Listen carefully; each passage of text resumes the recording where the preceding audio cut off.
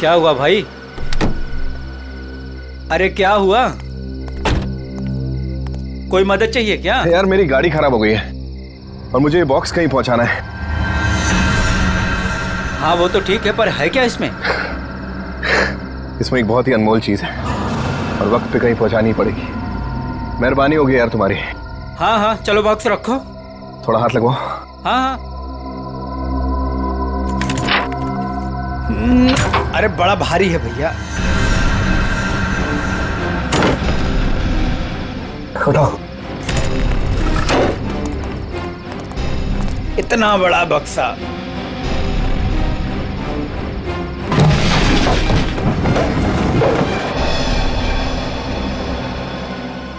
ये एड्रेस है, इस बक्से को इस जगह छोड़ देना। क्या मतलब है? आप नहीं आ रहे हो? एक मिनट, ये कुछ पैसे रखो, इसे सही जगह पहुंचाओ। बक्सा उतारिए। हाँ? मैंने कहा ना बक्सा उतारिए। अरे मुझे नहीं करनी आपकी मदद। अरे बेवकूफ समझा आपने? हाँ, बक्से में क्या है क्या नहीं है। तुम ये सब रखो यार, लेकिन टाइम पे बक्सा जिस एड्रेस पे बोला है वहां पहुंचा देना। हाँ देखिए मेरी एक शर्त है, बक्सा खोल के देखूंगा मैं। अरे क्या है क्या नहीं है इसमें। सुन मेरी बात सुन, मेरी नौकरी चली जाएगी, इसे मैं नहीं खोल सकता। बस पास में ही तो जाना है, प्लीज लेके जाओ ना यार। ठीक है भाई, भरोसा करता हूं मैं। इंसान इंसान के ही काम आता है।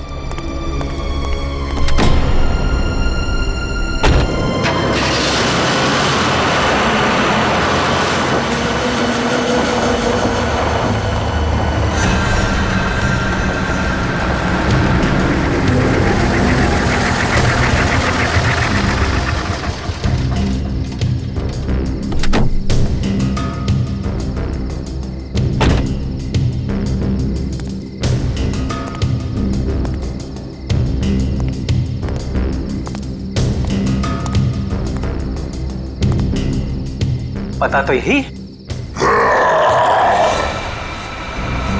कैसी चीख! अपने को क्या बक्सा यहीं उतार के चलता।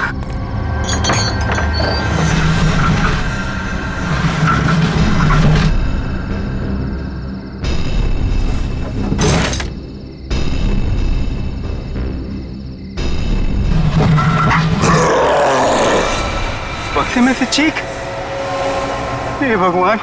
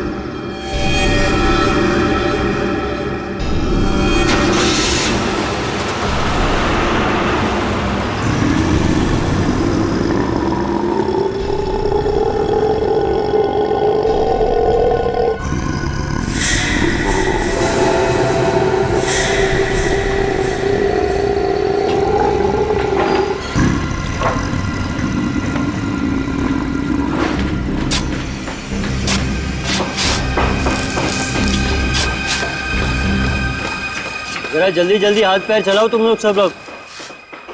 15 दिन में ये बिल्डिंग पूरी करके देनी है हमें, वक्त नहीं है हमारे पास। और सोनू, तू इतना सुस्त क्यों है? खाना वाना नहीं खाता क्या? चल जल्दी काम कर। कौन है वहां पे? मैंने पूछा कौन है वहां पे? अभी तो बिल्डिंग का काम भी खत्म नहीं हुआ है और अभी से बिल्डिंग टूटने लगी।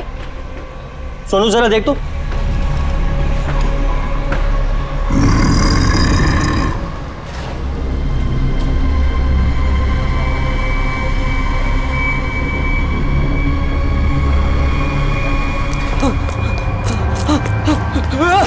भागो, सब भागो ऐसे, सोनू, वरना सब मारे जाओगे। सोनू हुआ क्या? सब अरे हुआ क्या? किस चीज की आवाज थी? और ये चेहरे पर निशान कैसा है? पट्टियों वाला मुर्दा। मुर्दा? मुर्दा उर्दा कुछ नहीं होता है, ये जरूर कोई चोर और घुसाया होगा। एक काम करो, सब लोग मेरे साथ चलो, चलिए मेरे साथ।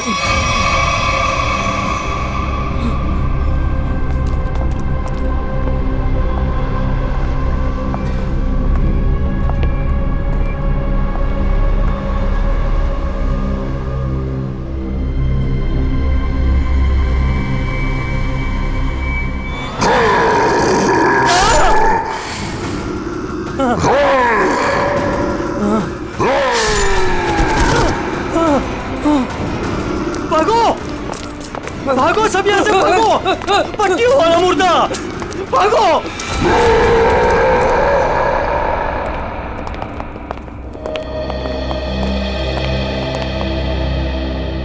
सर, मैंने और मजदूरों ने मिलकर एक फैसला किया है। कैसा फैसला? कि हम आपकी बिल्डिंग में अब काम नहीं करेंगे। तुम क्या बकवास कर रहे हो तुम? सर, लगता है आपकी नजर कमजोर हो चुकी है, इसलिए मेरे चेहरे पर ये निशान आप देख नहीं पा रहे। ये हाँ, शराब पी के झगड़ा किया होगा। सर, ये उस आत्मा की देन है जो आपकी बिल्डिंग में है। आत्मा? क्या बकवास कर रहे हो तुम? हाँ? मैं जानता था कि आप मेरी बातों पर विश्वास नहीं करेंगे, इसलिए मैं साथ में सोनू को भी लाया हूं। सोनू,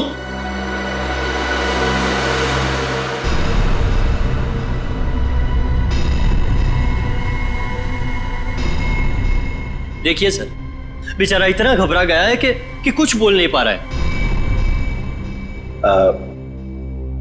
सोनू,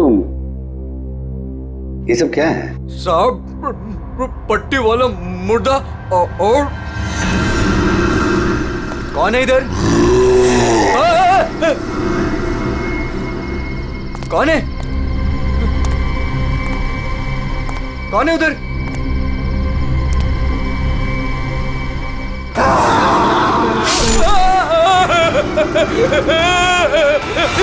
मुझे लगता है कि तुम सब लोग काम कम और नशा ज्यादा करते हो, तभी ऐसी बहकी बहकी बातें कर रहे हो। सर, अगर हमारी बातों पर यकीन ना हो तो कोई दूसरे मजदूर रख के क्यों नहीं देख लेते? जब वो अपनी आप बीती सुनाएंगे तब तो आपको विश्वास हो जाएगा ना। बिल्कुल रख लूंगा। इस शहर में मजदूरों की कोई कमी नहीं है। इस शहर में काम की भी कोई कमी नहीं है।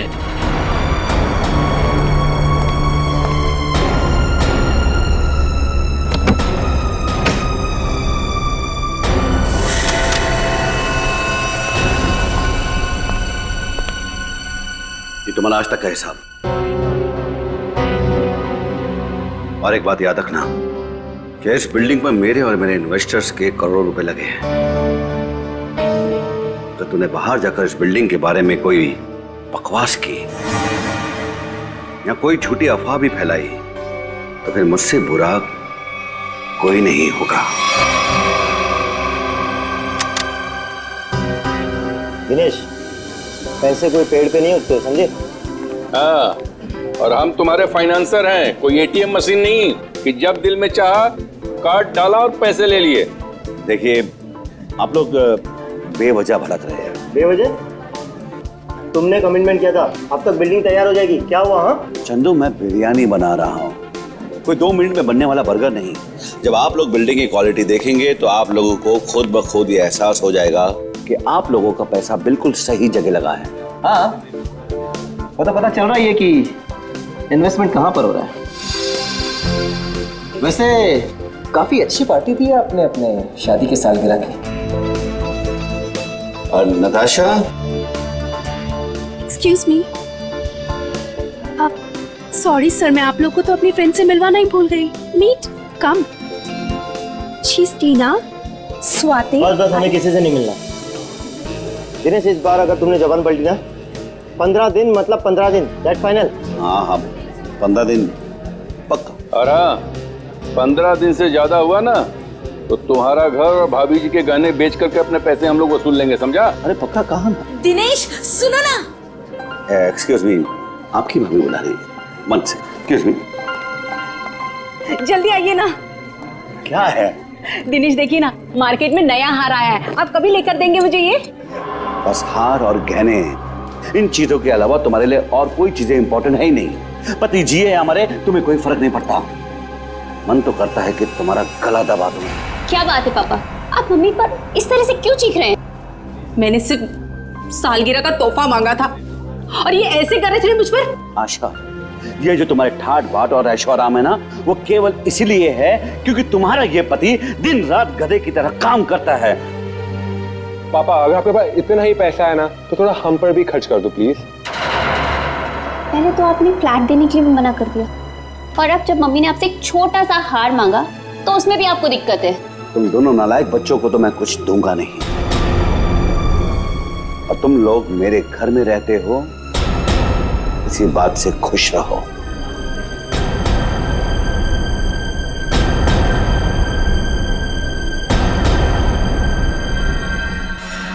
नहीं चाहिए मुझे नकली जेवर, जिंदगी भर मुझे नकली जेवर ही दिए हैं। एक छोटा सा हीरे का हार ही तो मांगा था मैंने।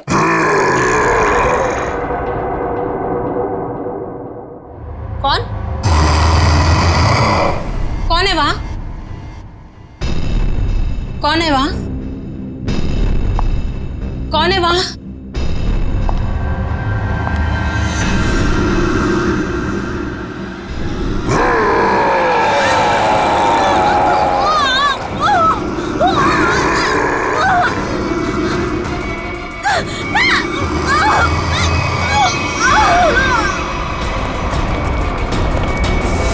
आशा, आशा, आशा, आशा, क्या मम्मी?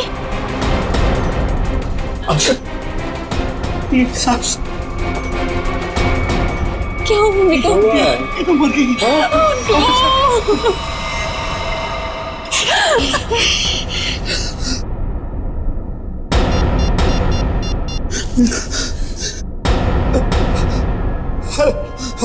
Hello CID.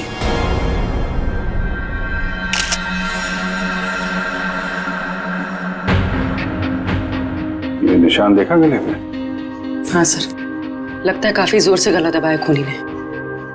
ये जो नेकलेस है ना, इससे पकड़ के घसीटा है, तभी निशान इतने गहरे हैं।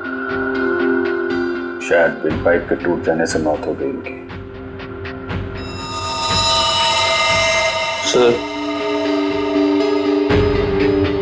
सर खून के निशान कॉरिडोर में यहाँ तक आए हैं, और आशा जी की चप्पल। अपने आप को बचाने में बहुत स्ट्रगल किया होगा इन्होंने, पर खूनी ज्यादा ताकतवर निकला। Excuse me, excuse me. एक सेकंड, एक सेकंड।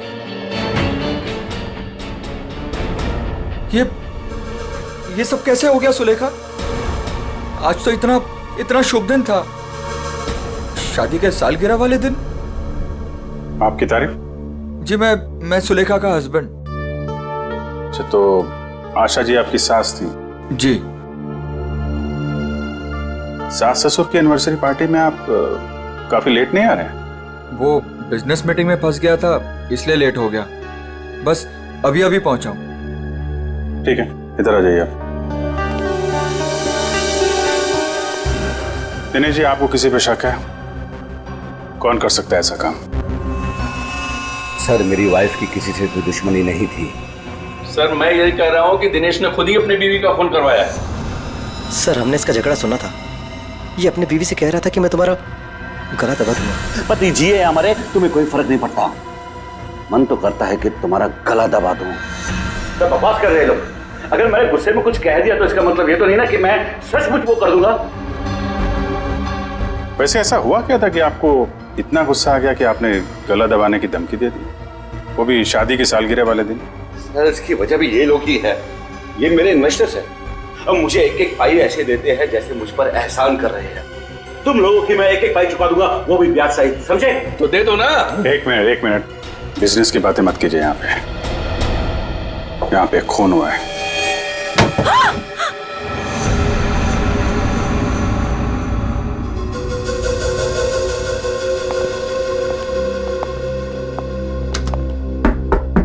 कौन है अंदर?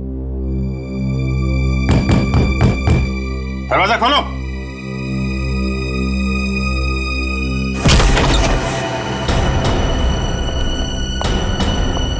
ओह माय गॉड, कौन है ये? सुनिए, छोटो, कौन हो तुम हैं? और यहाँ क्यों चुप के बैठी हो? मुर्दा पट्टियों वाला मार डालेगा। सर डरी हुई है, ऊपर से जख्मी भी। देखो, आप बिल्कुल घबराइए मत, हम लोग सीआईडी से हैं। आपका नाम क्या है? कोमल। कोमल? कोमल, आप यहाँ क्यों चुप के बैठी थी? वो पट्टियों वाला मुर्दा बाहर घूमते हुए देखा। पट्टियों वाला मुर्दा? जैसे मैं यहाँ से बाहर निकली तो पट्टियों वाला मुर्दा बाहर था। अच्छा ठीक है, तुम वो जो भी पट्टियों वाला मुर्दा था उसका स्केच बनवा सकती हो? हाँ। Very good. स्केच आर्टिस्ट को बुलवाओ और इस घर का कोना कोना छान मारो, देखो खूनी के बारे में कुछ सुराग मिलता है क्या। चलो।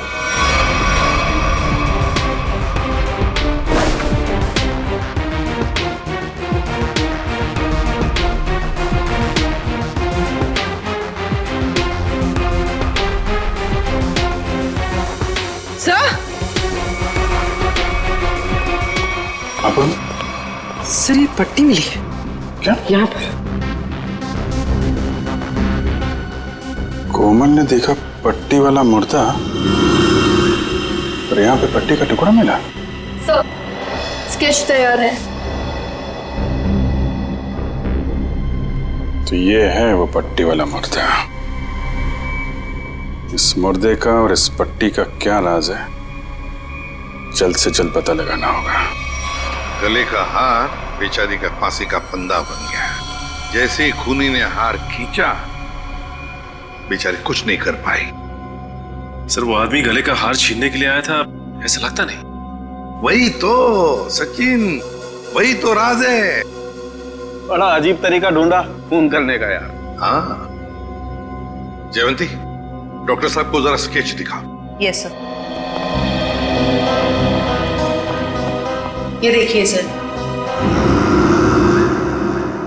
ये मम्मी की ड्रेस है। मम्मी मतलब माँ? मम्मी नहीं प्रेडी, मम्मी। हजारों साल पहले जब इजिप्ट में राजा महाराजा मर जाते थे तो उनकी बॉडी को एम्बाम कर दिया जाता था। अलग अलग तरीके की सीक्रेट्स, दवाइयां, मरहम, बाम वगैरह लगा दिया जाता था उनकी बॉडी पर और बाद में इन पट्टियों से उसे ढक दिया जाता था। इससे मम्मी सड़ती नहीं थी। मर गए मतलब हजारों साल पुरानी लाश यहाँ पे आ गई और एक के बाद एक खून कर रही है। और शायद अगला खून तुम्हारा होगा। मेरा हो गया, अब चुपचाप खड़े रहो। और एक बात ध्यान में रखो, मम्मी कभी सड़ती नहीं है और ना मम्मी कभी जिंदा होती है। अच्छा सर, ये जो पट्टी का टुकड़ा हमारे हाथ लगा है, कहीं ऐसा तो नहीं कि ये खूनी के साथ हाथापाई के दौरान आशा जी के हाथ आ गया? नहीं, ऐसे नहीं हुआ। तारिका जी, आप ठीक है वहां पे? नहीं। फिर एक सीआईडी ऑफिसर बोल रहा है कि इनके हाथों में पट्टी आई थी, मतलब आई थी। सीआईडी ऑफिसर आसमान से उतरता है क्या? उससे गलती नहीं हो सकती। ये पट्टी का टुकड़ा जो आप लोग लेकर के आए हैं, ये हाथापाई में नहीं फटा है। अगर हाथापाई में फटता तो सीधा नहीं फटता, टेढ़ा मेढ़ा फटता, समझे? और ये टुकड़ा कोई मामूली टुकड़ा नहीं है। 1500 साल पुराना है ये टुकड़ा। 1500 साल? 1500 साल? 1500 साल? जी, किसी ने मम्मी की पट्टियां खरीद ली हैं। कहां से सालूं के साहब? ये इजिप्ट से? अरे यार, लोग पुरानी मम्मियां खोद खोद के निकाल रहे हैं और चोरी छिपे बाजार में बेच रहे हैं। ऐसी एक मम्मी शायद इंडिया में आ गई। बाप रे। लेकिन सर ये खूनी मम्मी बना क्यों होगा? हल्ला मचाने के लिए सचिन, हल्ला मचाने के लिए। ये खूनी चाहता है कि लोग उसे देखें और जोर जोर से चिल्लाए, मम्मी आ गई, मम्मी आ गई। ये खून उस खूनी मम्मी ने ही किया है और वो पट्टी का टुकड़ा जानबूझकर छोड़ गया है हमारे लिए सबूत।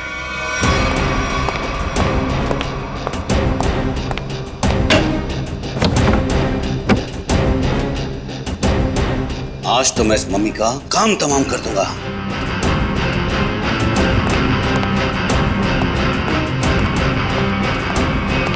सर,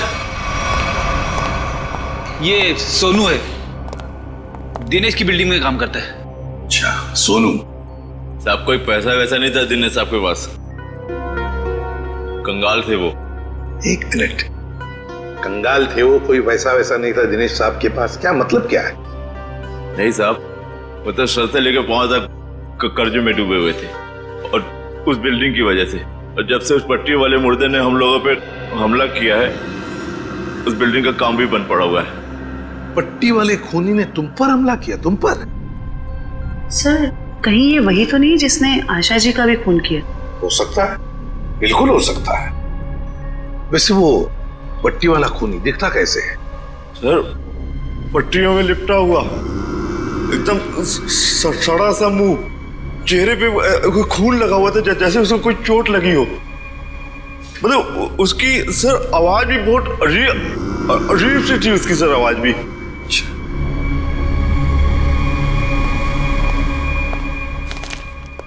एक मिनट, क्या वो ऐसा दिखता था? हाँ साहब, ये तो था वो। चलो ठीक है, तुम जा सकते हो। अगर जरूरत पड़ी तो हम तुम्हें फिर से बुला लेंगे। सर, ये जो कोई भी आशा जी का खून करने के लिए आया था, या तो पहले से मम्मी बन के आया था, या फिर पार्टी में आने के बाद उसने अपना हुलिया बदला है। सर, काम करते हैं, पार्टी का फुटेज देखते हैं।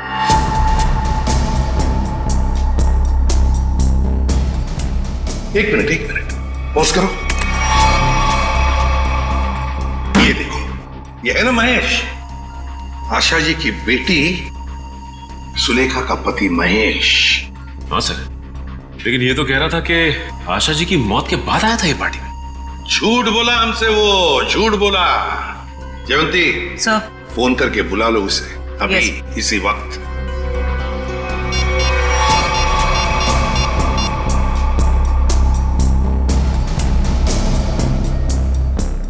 सर, फोन नहीं उठा रहा है। महेश फोन नहीं उठा रहा है, उसकी आधी कारस्तानी तो इसी से समझती है। रेडी, मोबाइल फोन रिकॉर्ड्स निकालो उसके।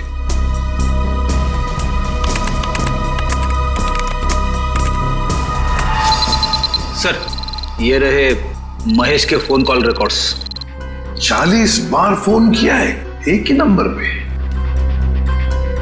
और ये नंबर तो उसके सासू माँ का है। सर, सासू माँ से इतना ज्यादा लगा? इस महेश से मिलना पड़ेगा। महेश, एक्सक्यूज मी,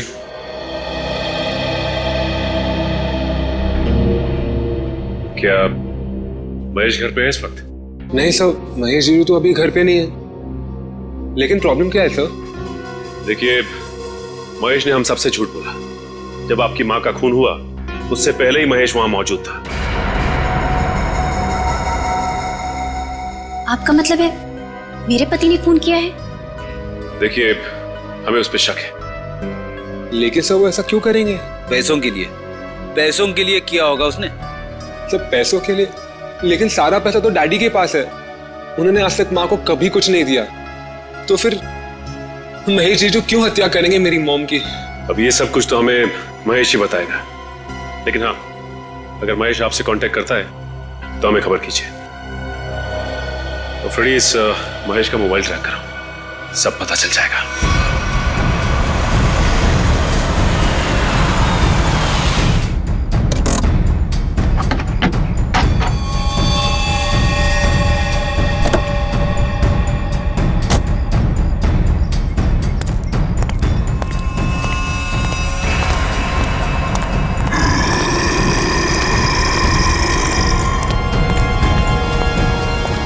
आज ये पट्टियों वाला मुर्दा मिल जाए बस।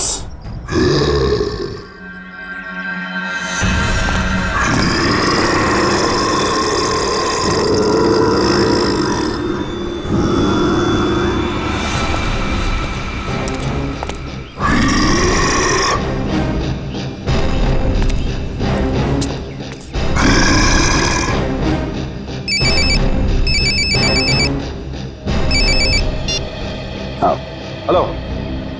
हाँ हाँ हाँ जीतू भाई, हाँ आपके लिए खुशखबरी है। हाँ जी, बिल्डिंग का काम बहुत जल्द शुरू होने वाला है। कोई मजदूर वहाँ काम करने को तैयार नहीं है। क्या तुम वहाँ का सारा काम खुद करोगे? नहीं जीतू भाई, मैं उस वजह को ही खत्म कर दूंगा जिसके कारण सारे मजदूर डरे हुए हैं। आज उस पट्टी वाले मुद्दे का दी एंड है। मैं आपको बाद में फोन करता हूँ।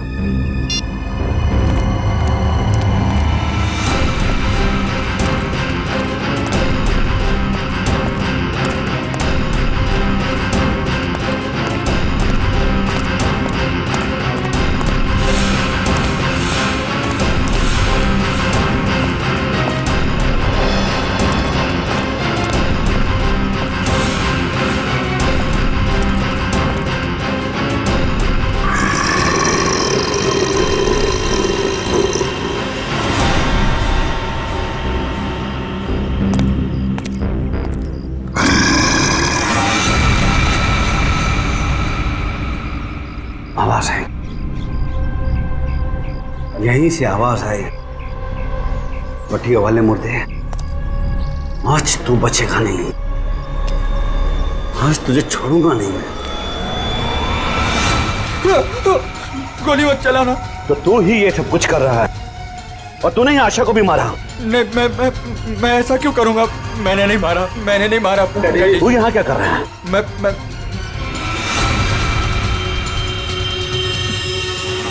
डैडी, वो आपके पीछे है। ना ना ना महेश, मैं तेरी किसी भी चाल में आने वाला नहीं। मैं सच कह रहा हूँ, वो पट्टी वाला मुर्दा आपके पीछे ही है।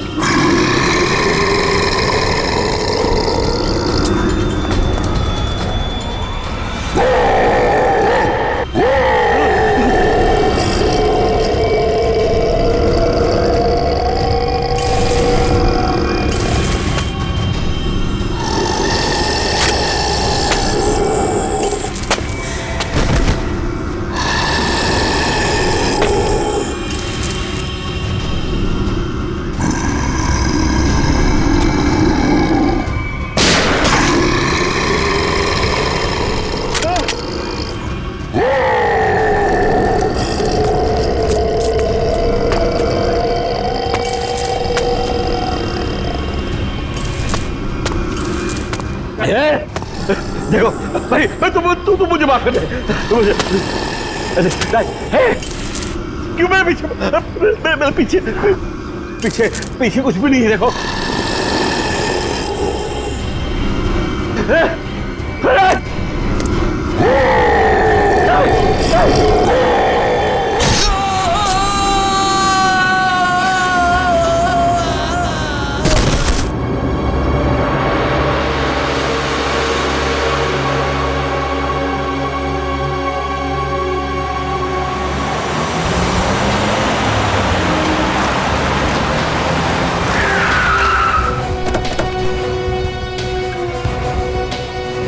सर, मोबाइल कंपनी वालों से पता चला है कि ये दिनेश का मोबाइल भी यहीं पे है। इससे पहले महेश दिनेश को नुकसान पहुंचाए, हमें उसे बचाना होगा। अरे सर, दिनेश, चलो देखते हैं।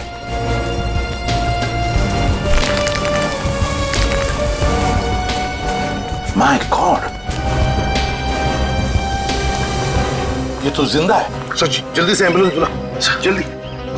फ्रेडी, जयवंती, देखो आसपास। Yes sir.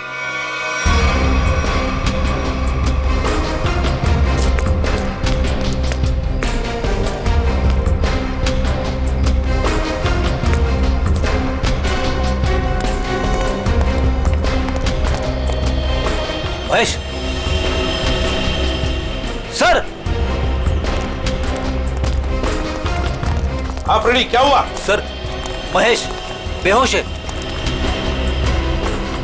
Mahesh, Mahesh. Sir, हाँ? ये गन पड़ी हुई थी यहाँ पे। सर, हम तो सोच रहे थे कि इन सब के पीछे ये महेश है, लेकिन ये तो खुद ही बेहोश पड़ा है। हाँ, ये तो महेश के होश आने के बाद ही पता चलेगा कि ये सब किसका किया कराया है।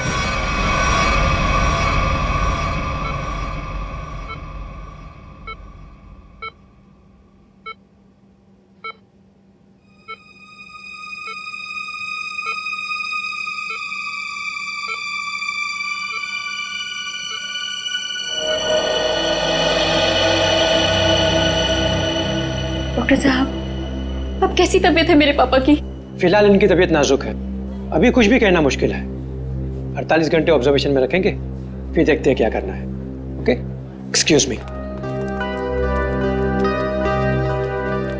मैं कभी सोच भी नहीं सकती कि मेरा पति इतना घिनौना मुजरिम निकलेगा। पहले तुमने मेरी माँ को मार दिया और अब मेरे पापा पे तुमने हमला किया। ये तुम क्या कह रहे हो सुलेखा? देखो, मैंने ऐसा कुछ भी नहीं किया है। मैं निर्दोष हूँ, बेकसूर हूँ। मैं हर मुजरिम यही कहता है कि उसने कुछ नहीं किया, वो निरपराध है। लेकिन सारे सबूत उसी आदमी की तरफ उंगली उठाकर कह रहे हैं कि ये इस आदमी ने किया है, और वो आदमी है तुम। लेकिन सर, आपके पास ऐसा कौन सा सबूत है जो ये साबित करता है कि खून मैंने किया है? एक हो तो बताए। सबसे पहले तो तुमने हमसे झूठ बोला कि तुम पार्टी में देर से गए, लेकिन सीसीटीवी फुटेज साफ साफ दिखा रही है कि तुम पार्टी में पहले ही मौजूद थे, आशा जी की मौत से पहले। सबूत नंबर 2, 3 दिनों में 40 फोन किए तुमने आशा जी को, जबकि तुम उन्हीं के घर में रहते थे। इतने सारे फोन कॉल करने की वजह? और जिस वक्त क्राइम सीन पर दिनेश जी मिले, उस वक्त सिर्फ एक ही आदमी मौजूद था, वो तुम थे। मैं डर गया था सर, डर गया था। दरअसल बात यह है सर कि मैं नया बिजनेस चालू करना चाहता हूँ, और जिसके लिए मुझे पैसों की जरूरत थी, और मैं चाहता था कि वो पैसे मुझे सासू माँ जी दे दे। बस सर, इसीलिए मैं उन्हें बार बार कॉल कर रहा था, और कोई वजह नहीं है सर। तो इनके कहने का मतलब है कि ये पार्टी में पैसे मांगने के लिए गए थे आशा जी से, है ना? हाँ सर, उस दिन मैंने देखा कि ये लोग बिजनेस के लिए मुझे पैसा नहीं दे रहे, और सासू माँ को लाखों करोड़ों के गहने दिए जा रहे हैं। और तुमने गुस्से में आकर मार डाला आशा जी को? नहीं, मैंने उन्हें नहीं मारा। मैंने कहा ना, मैं उनसे पार्टी में बात करने गया था, पर मेरे बात करने से पहले ही उनका मर्डर हो चुका था। नहीं महेश जी, कौन विश्वास करेगा तुम्हारी इन बातों पर? पहले तुमने आशा जी को मारा, फिर दिनेश जी के पीछे पड़े, और वो भी कहां पर? अंडर कंस्ट्रक्शन बिल्डिंग में। ये गलत इल्जाम है। मैं वहां पर उनसे भी बात करने गया था, मैंने नहीं मारा।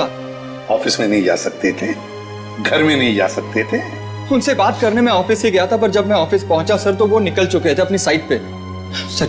इसीलिए मैं साइट पर चला गया, पर जब मैं साइट पर गया तो सर मैंने देखा कि एक पट्टी वाले मुर्गे ने उन्हें धक्का दे दिया वहां से सर।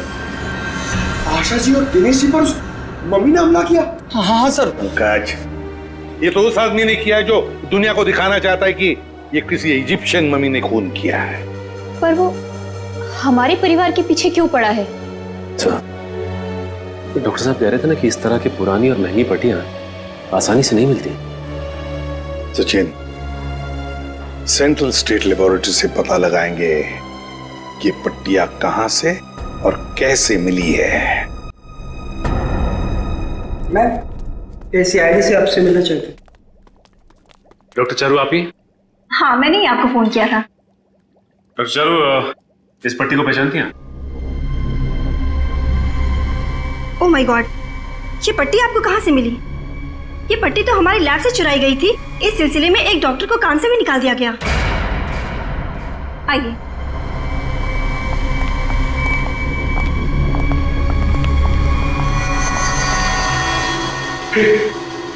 ये तो वही मम्मी है ना जो इजिप्ट में होती है। मतलब ये नींद में चलकर यहाँ पर आ गई। आप भी अच्छा मजाक कर लेते हैं। दरअसल हर साल इजिप्ट से इन मम्मीज को हमारे यहाँ रिसर्च के लिए भेजा जाता है, और सर ये मम्मीज 1500 साल पुरानी है। तो क्या सिर्फ इन्हीं मम्मीज की पट्टी गायब है? हाँ सर, कुल 5 मम्मीज की पट्टियाँ चोरी हुई थी, जिसमें से 2 पे मैं काम कर रही हूँ इन्हें गलने से बचाने के लिए। अच्छा, आप कह रही थी ना कि एक डॉक्टर को काम से निकाल दिया गया पट्टी चुराने के इल्जाम में, उसकी डिटेल मिल सकती है हमें? हाँ सर, देती हूँ।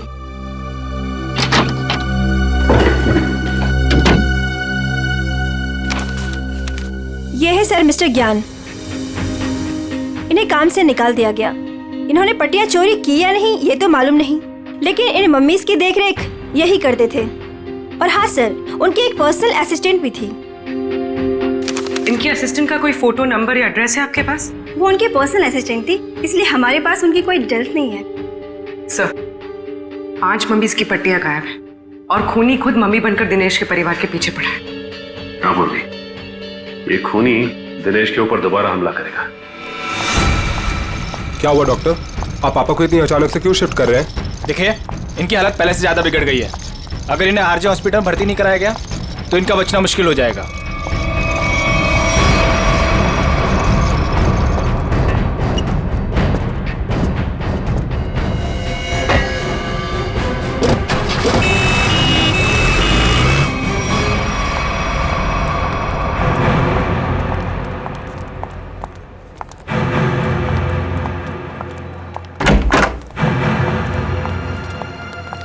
दिनेश जी तो कहीं दिखाई नहीं दे रहे यहाँ पे। वही तो, चलो देखते। अरे डॉक्टर साहब। हाँ जी। ये पेशेंट मिस्टर दिनेश कहाँ है? हाँ जी, उनको तो डिस्चार्ज दे दिया है। क्या मतलब तबीयत सुधर गई थी उनकी? नहीं, तबीयत तो नाजुक ही थी, पर उनके परिवार वालों को शायद भरोसा नहीं था कि उनका यहाँ अच्छा इलाज होगा। तो उन्होंने दूसरे डॉक्टर को फोन किया और वो यहाँ से दूसरे हॉस्पिटल ले गए। कौन से hospital? RJ hospital. RJ hospital, उसका नंबर तो होगा ना यहाँ पर? हाँ जी, रिसेप्शन पे होगा। चलिए आइए बात करा देता हूँ।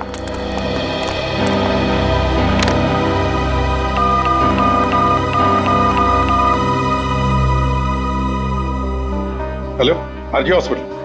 देखिए, मैं एसीपी प्रद्युमन बोल रहा हूँ, सीआईडी से। आपके हॉस्पिटल में अभी अभी एक पेशेंट एडमिट हुआ है। दिनेश नाम है उनका। नहीं हुआ है?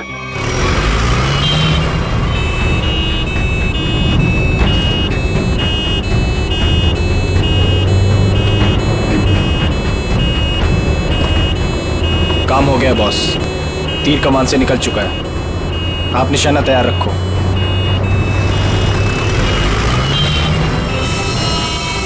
अरे धुआं कहां से आ रहा है? अरे गाड़ी रोको, गाड़ी रोको, गाड़ी रोको।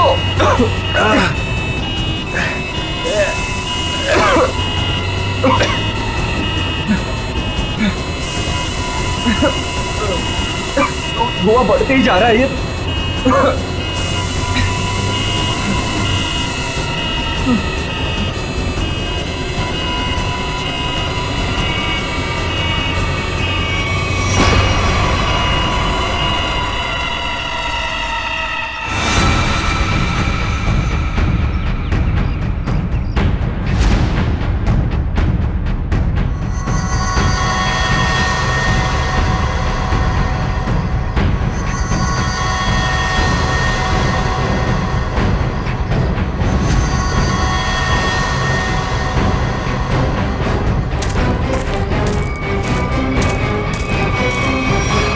क्यों?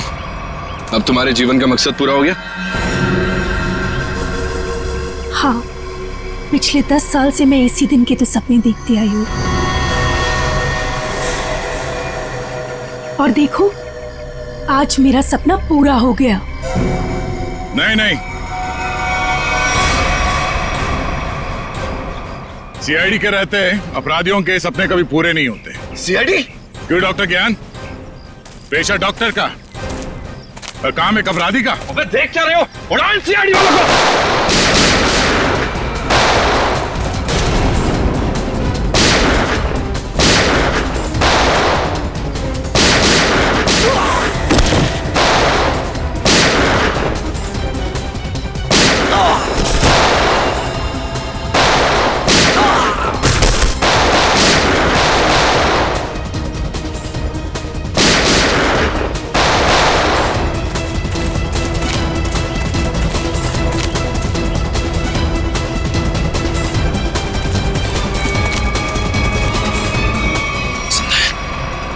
सब बेहोश है, इनको होश में आना पड़ेगा।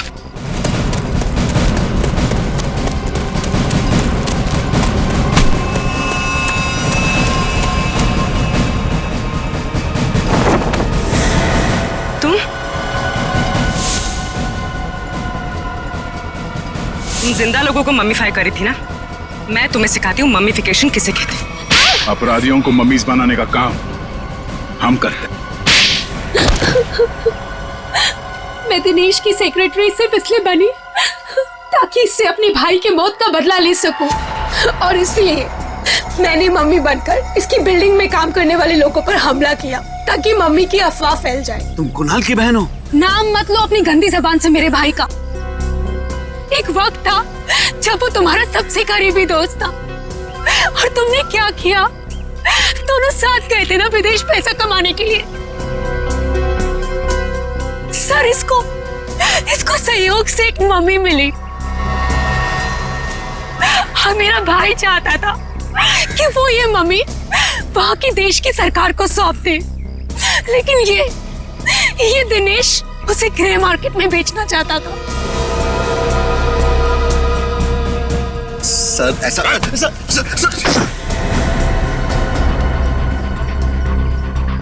जब कुणाल ने कहा कि वो पुलिस के पास जाएगा तो मैंने उसे मारकर जमीन में गाड़ दिया और मम्मी बेचकर अमीर बन गया। वाह, बहुत अच्छा काम किया तुमने। पैसों के लालच में तुमने दोस्ती को जमीन में गाड़ दिया। मुझसे गलती हो गई सर, मुझे माफ कर दीजिए आप। अब ये तो समझ में आ गया कि तुमने नताशा को नौकरी पे इसलिए रखा क्योंकि तुमने कुणाल की बहन को देखा नहीं था। अगर ये बात समझ में नहीं आई कि डॉक्टर ज्ञान इस सब में तुमने इसका साथ कैसे दिया? मैंने ये सब पैसे के लिए किया। पैसों के लिए अपराध के दलदल में कूद गए तुम। और नताशा, तुम्हें पता कैसे चला कि तुम्हारे भाई का खून इस दिनेश ने किया? जब कई दिनों तक भैया की विदेश से कोई खबर नहीं आई तो मैं उनका पता लेने के लिए इसके घर गई थी, और वहां मैंने सुना कि अपनी बीवी को बता रहा था कि किस तरह इसने मेरे भाई का खून कर दिया और उसे जमीन में गाड़ दिया। आशा ये सब पहले से जानती थी, और इसलिए मुझे उसको मारने का कोई पछतावा नहीं है। पछतावा होगा, तुम सबको बहुत पछतावा होगा जब कानून तुम्हें कड़ी से कड़ी सजा सुनाएगा, शायद फांसी।